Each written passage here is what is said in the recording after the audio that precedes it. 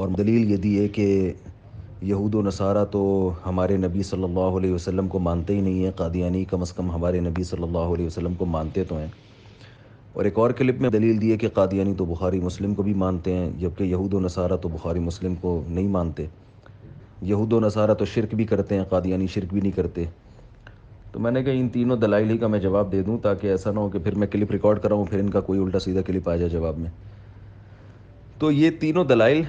کہ یعنی یہ جو بیسیکلی دو دلائل ہیں ان کے، ایک یہ کہ قادیانی تو نبی صلی اللہ علیہ وسلم کو مانتے ہیں، جبکہ یہود و نصارہ تو نبی کو مانتے ہی نہیں ہیں۔ اور دوسری دلیل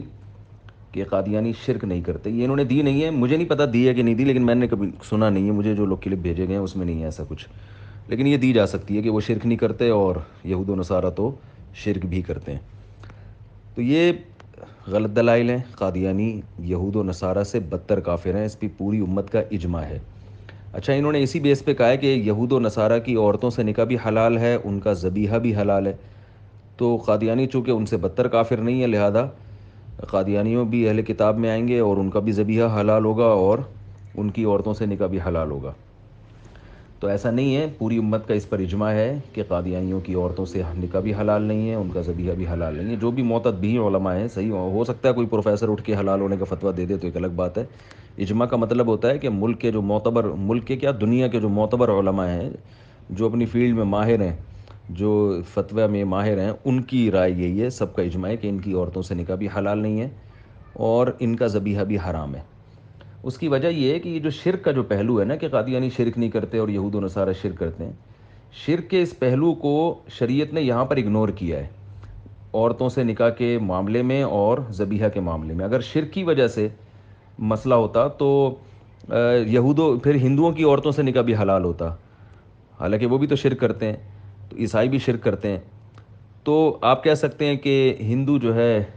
وہ بہت سارے بھگوانوں کو اللہ کے ساتھ شریک کرتے ہیں، جبکہ عیسائی تو صرف عیسائی ابن مریم کو اللہ کے ساتھ شریک کرتے ہیں۔ تو یاد رکھیں، ایک کو شریک کرو یا ہزاروں کو شریک کرو، اللہ کی نظر میں برابر ہے۔ تو شرک کے لحاظ سے دونوں برابر کے مجرم ہیں، لیکن پھر بھی اللہ نے یہود و نصارہ کی عورتوں سے نکاح کو حلال کیا۔ وجہ اس کی ہے کہ نکاح کرنا یا ذبیحہ کھانا یہ دنیاوی معاملہ ہے۔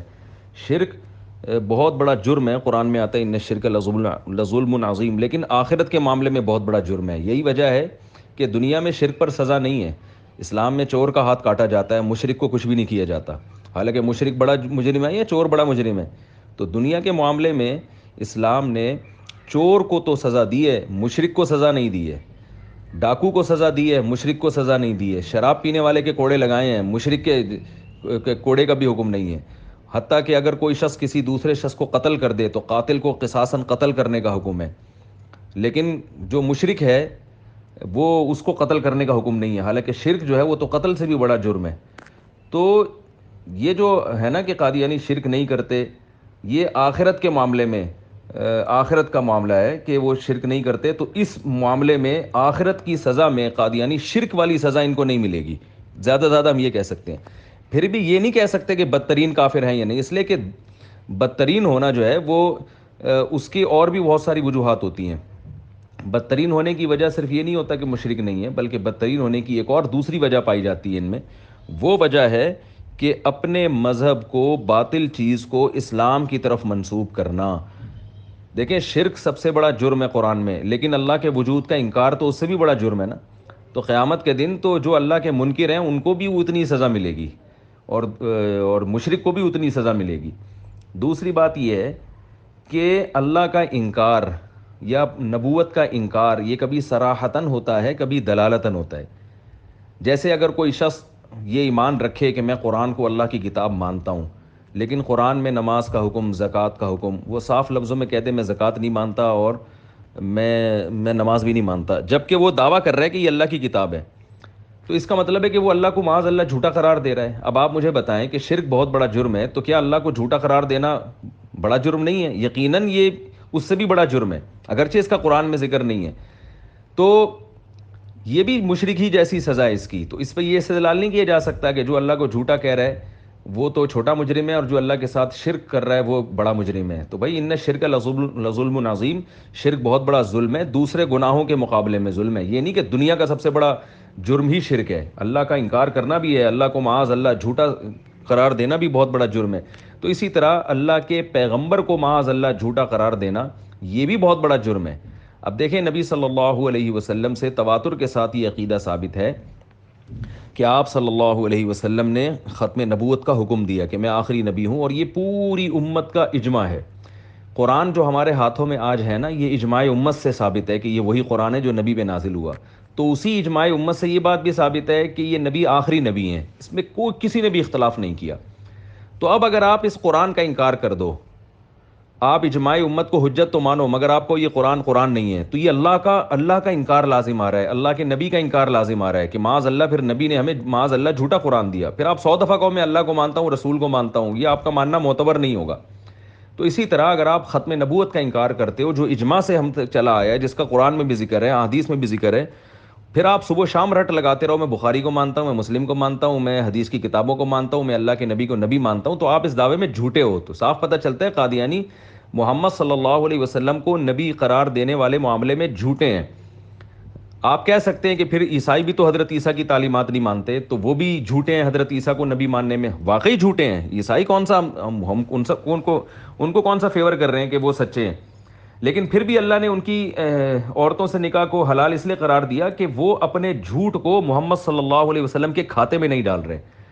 وہ اپنے باطل مذہب کو نبی کی طرف منسوب نہیں کر رہے۔ قادیانیوں کا جو سب سے بڑا جرم ہے وہ جرم یہ ہے کہ اپنے باطل مذہب کو اور ایک جھوٹے نبی کو محمد صلی اللہ علیہ وسلم کے کھاتے میں ڈال رہے ہیں، اسلام کی طرف منسوب کر رہے ہیں۔ قادیانی آج اپنا رشتہ اسلام سے ختم کر دینا، پھر ہمیں کوئی اعتراض نہیں ہے۔ وہ اپنے آپ کو کافر بھی نہ کہیں، کیونکہ کوئی خود اپنے آپ کو تھوڑی کافر کہتا ہے، بس وہ کہتے ہیں ہم غیر مسلم ہیں۔ جیسے یہودی اپنے آپ کو کہتے ہیں ہم غیر مسلم ہیں، عیسائی اپنے آپ کو کہتے ہیں ہم غیر مسلم ہیں، قادیانی بھی کہتے ہیں ہم غیر مسلم ہیں، تو ہمیں کوئی اعتراض نہیں ہے۔ تو لیکن کیا ہے کہ قادیانیوں نے ایک ایسے شخص کی نبوت کو نبی مانا جو شریف انسان کہلانے کا مستحق نہیں ہے، اس لیے کہ قادیانی، میں نے یہ دعویٰ بیانات میں بھی کیا اور یہ ختم نبوت کے علماء تو یہ دعویٰ کرتے رہتے ہیں کہ قادیانی اس پر تو بحث کریں گے کہ محمد صلی اللہ علیہ وسلم اللہ کے نبی ہیں، مرزا غلام احمد قادیانی اللہ کا نبی تھا یا نہیں تھا، لیکن اس پر کبھی بحث نہیں کرتے کہ وہ ایک شریف انسان بھی تھا یا نہیں تھا، یہ کیونکہ مرزا کی اپنی کتابوں سے ثابت ہے کہ وہ شریف انسان نہیں تھا۔ تو ایک ایسا شخص جس کی کتابوں سے ثابت ہو کہ وہ شریف انسان نہیں ہے، اس کو اتنا بڑا مقام دے کے نبی قرار دینا اور اس کو نبی کے کھاتے میں ڈال دینا، یعنی وہ کہتے ہیں کہ یہ محمد صلی اللہ علیہ وسلم کا ذلی نبی ہے اور محمد صلی اللہ علیہ وسلم نے ان کی بشارتیں دی ہیں اور یہ آپ کے دین کی تکمیل کے لیے آیا ہے اور یہ ذلی ہے، اور جو بھی ان کو ٹوپی ڈرامہ کرتے ہیں وہ لوگ، اور اپنے مذہب کو عین اسلام قرار دیتے ہیں، اور جو نبی صلی اللہ علیہ وسلم کا لایا ہوا مذہب ہے اس کو اسلام نہیں قرار دیتے۔ یہ جو پاکستانی عدالت نے جو بھٹو کے دور میں قادیانیوں کو غیر مسلم قرار دیا تھا، اس کی بیس یہی تھی کہ مفتی محمود رحمۃ اللہ علیہ نے قادیانی کو کتابوں سے ثابت کیا تھا کہ یہ اپنے علاوہ باقی تمام کو غیر مسلم قرار دیتے ہیں، ان کے ہاں یہ جو اصل مسلمان ہیں وہ غیر مسلم ہیں، وہ کافر ہیں، ان کی کتابوں سے ثابت ہوتی ہے یہ بات۔ وہ الگ بات ہے توریہ کر کے ابھی انہوں نے چھپایا ہوا ہے، بہت شریف بنے ہوئے ہیں، لیکن اصل میں یہی ہے۔ تو جبکہ یہود و نصارہ یہ کام نہیں کرتے، یہود و نصارہ تو آپ کو مسلم کہیں گے اور اپنے دین کو عیسائیت یا یہودیت سے تعبیر کریں گے، وہ اپنا رشتہ محمد صلی اللہ علیہ وسلم سے جوڑتے ہی نہیں ہیں، تو کنفیوژن ہی نہیں ہے۔ دیکھیے نبی صلی اللہ علیہ وسلم کے دور میں مسیلمہ کذاب نے نبوت کا دعویٰ کیا، جھوٹی نبوت کا دعویٰ، اسلام کے مقابلے میں ایک دین لا کے اس نے کھڑا کیا، کیا حشر کیا صحابہ کرام نے اس کا، اتنے صحابہ جنگوں میں اس سے پہلے ہونے والی جنگوں میں شہید نہیں ہوئے تھے جتنے ایک اس لڑائی میں شہید ہوئے ہیں، بڑے بڑے حفاظ شہید ہو گئے تھے۔ اب آپ بتاؤ مسیلمہ کذاب کا تو یہ حشر کیا، حالانکہ مسیلمہ کذاب کا جو جرم تھا اور اس کے فالوورز کا جو جرم تھا وہ مرزا غلام احمد قادیانی اور اس کے فالوورز کے جرم سے کم تھا۔ وجہ اس کی یہ تھی کہ مسیلمہ کذاب نے محض جھوٹی نبوت کا دعویٰ کیا تھا، اپنے آپ کو محمد صلی اللہ علیہ وسلم کی طرف منسوب نہیں کیا تھا کہ میں نبی صلی اللہ علیہ وسلم کا نائب ہوں یا انہوں نے مجھے بنایا ہے۔ تو جبکہ مرزا غلام احمد قادیانی اپنے آپ کو محمد صلی اللہ علیہ وسلم کی طرف منسوب کرتا ہے، یہ نسبت ہمیں برداشت نہیں ہے کہ ہم، اور یہ ہماری غیرت کا مسئلہ ہے کہ ہم محمد صلی اللہ علیہ وسلم کے دامن کو پاک رکھیں گے اس ایسے لوگوں کے نسبت سے۔ جس میں غیرت ہوتی ہے اس کو یہ چیزیں سمجھ میں آتی ہیں، غیرت نہیں ہے تو پھر چیزیں سمجھ میں نہیں آتی ہیں۔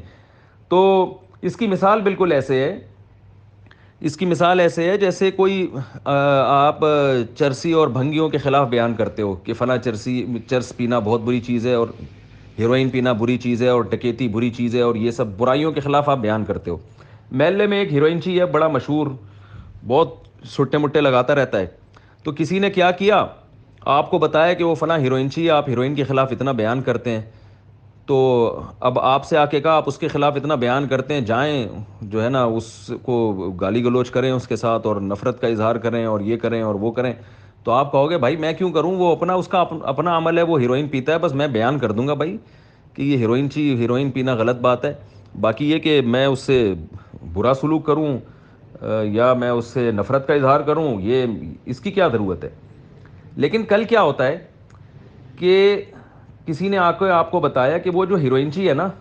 وہ اپنے آپ کو آپ کا بیٹا کہہ رہا ہے، اور کہہ رہا ہے کہ میں فلاں کا بیٹا ہوں، اور فلاں نے مجھے یہ ہیروئن بھی، ایک تو یہ جرم کہ فلاں کی طرف منسوب کر دیا، دوسرا یہ بھی جرم کہ یہ ہیروئن بھی مجھے فلاں نے پکڑائی ہے، فلاں نے کہا تھا کہ یہ ہیروئن حلال ہے اور یہ پیا کرو۔ اب بتاؤ آپ میں غیرت ہوگی تو آپ کو غصہ آئے گا کہ نہیں آئے گا، آپ اس ہیروئنچی کے پاس جاؤ گے، بھائی تو پیتا رہے، تجھے کس نے منع کیا ہے، لیکن تو اپنے آپ کو میرا بیٹا کیوں کہتا ہے، تو میرے کھات میں ایسے بھنگی چمار اور اس ہیروئنچی کو اپنے بیٹا، میرے نسب میں تو گڑبڑ کر رہا ہے کمبخت، ساری دنیا بڑے بڑے جرائم کر رہی ہے، تو بھی ایک چرسی ہیروئنچی پیدا ہو گیا، تو مجھے تکلیف نہیں ہے، جہاں اتنے سارے لوگ جہنم میں جائیں گے دو چار اور چلے جائیں گے، لیکن تو اپنے آپ کو میرے جیسے پاکیزہ آدمی کی طرف منسوب کیوں کر رہا ہے۔ تو یاد رکھو جیسے آپ کو غصہ آئے گا تو آپ کے جو غیرت مند فالوورز ہوں گے ان کو بھی غصہ آئے گا کہ بھائی اس کا رشتہ یہاں سے ہٹاؤ، حضرت جی سے یا فلانے صاحب سے اس کا رشتہ ہٹاؤ، اس کو بولو کہ تو پی مگر اپنی برائی کو فلاں کی طرف منسوب نہ کر۔ تو یاد رکھیں بالکل اسی طرح محمد صلی اللہ علیہ وسلم کے جو عاشق ہیں، ماننے والے لوگ ہیں، ان کو،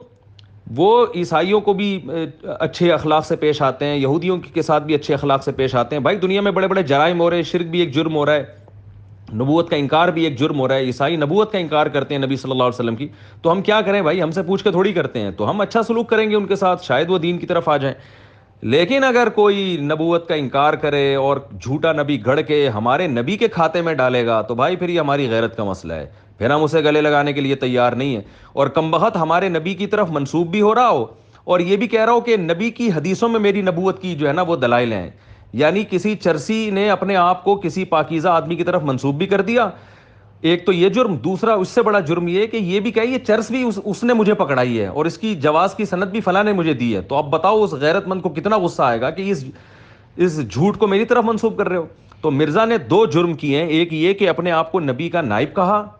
اور دوسرا اپنی نبوت کو ثابت کرنے کی کوشش کرتا ہے کہ محمد صلی اللہ علیہ وسلم نے میری بشارتیں دی ہیں، یعنی حدیث سے ثابت کرنے کی کوشش کرتا ہے کہ قرآن و حدیث سے ثابت ہوتا ہے کہ میں نبی ہوں۔ تو اس لیے اس معاملے میں ہم جو ہے نا قادیانیوں کو بدترین کافر سمجھتے ہیں۔ ہاں یہ الگ بات ہے کہ ہم یعنی مار دھاڑ کے قائل نہیں ہیں، اور یہ تو گورنمنٹ کا کام ہے کسی پہ جرم پہ سزا دینا، ہم اس کے قائل نہیں ہیں، مار دھاڑ اس سے ملک میں فساد پیدا ہوتا ہے، اور یہ جو گالی گلوچ اور یہ سب چیزوں سے فساد پیدا ہوتا ہے، ہم اس کے قائل نہیں ہیں، لیکن ہم قادیانیوں کی عورتوں سے نکاح کو حلال سمجھ لیں اور ان کے ذبیحہ کو حلال سمجھ کے ان کو اتنی عزت اور پروٹوکول دیں، تو اس لیے قادیانی بدتر کافر ہیں، کافر تھے، اور ہمارا یہی نظریہ رہے گا۔ ہاں مار دھاڑ کے اور جو ہے گالی گلوچ کے ہم اس لیے قائل نہیں ہیں کہ اس سے ملک میں فساد پھیلتا ہے۔ تو خلاصہ یہی نکلا